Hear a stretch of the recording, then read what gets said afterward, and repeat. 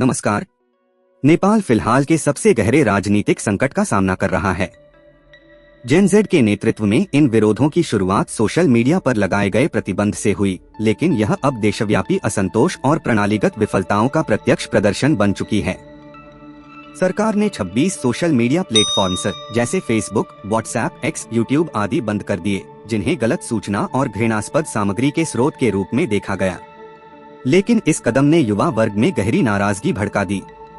विरोधों की वजह मात्र वर्जनात्मक नहीं है। भ्रष्टाचार, नौकरियों का अभाव, बार बार बदलने वाली सरकारें, 2008 से अब तक 13 सरकारें, राजनीतिक अस्थिरता और युवा वर्ग की बढ़ती निराशा, ये सब मिलकर विरोध को और व्यापक बना रही हैं। हिंसक झड़पों में लगभग 19 लोग मारे गए, सैकड़ों घायल और प्रधानमंत्री के.पी. शर्मा ओली ने इस्तीफा दे दिया। काठमांडू और भकटपुर में कर्फ्यू लागू किया गया, हवाई अड्डा बंद हुआ। इसी बीच कुछ हिस्सों में विरोध ने राजतंत्र पुनर्स्थापना और नेपाल को फिर से हिंदू राष्ट्र बनाने की मांग भी जताई। मार्च 2025 में ब्रिंग बैक किंग जैसे नारे बुलंद हुए। यह प्रतिक्रिया आंशिक रूप से निराशा से प्रेरित है। राजतंत्र समर्थक यह मानते हैं कि पुराने मोनार्क में देश की एकता और प्रतिष्ठा थी, जो आधुनिक राजनीति में गायब हो चुकी है।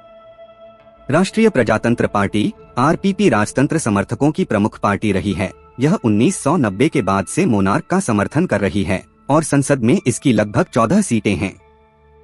दुर्गा प्रसाई, पूर्व माओवाद का लड़ाके से अब राजतंत्र समर्थक पब्लिक कमांडर बनकर मोनार्किस्ट आंदोलन का चेहरा बन चुका है। उन्होंने किंग ज्ञानेंद्र को फिर से सिंहासन पर बैठाने की मांग के साथ बड़े आंदोलन किए। जॉइंट पीपल्स मूवमेंट कमेटी नामक गठबंधन 2025 में स्थापित हुआ, जिसमें आरपीपी समेत कई मोनार्क समर्थक समूह शामिल थे। उन्होंने 1991 के संवैधानिक ढांचे को लौटाने की मांग की, जिसमें मोनार्क की भूमिका थी। हैक्टिविस्ट नेपाल नामक एक हैकर ग्रुप ने सरकारी वेबसाइट्स को हैक कर मोनार्किस्ट संदेश और राजा की तस्वीरें जारी की। यह एक डिजिटल मोर्चा है विरोध का।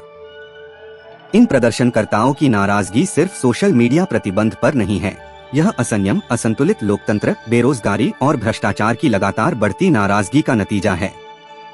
राजतंत्र समर्थक दलों ने इस मौके का लाभ उठाया, पुराने राजनीतिक ढांचे की लोकप्रियता पर सवाल उठाकर राजा वापस लाओ का नारा गढ़ा। लेकिन सरकार और व्यापक जनता अभी भी राजतंत्र की पुनर्स्थापना को संवैधानिक संशोधन के बिना असंभव मानती है।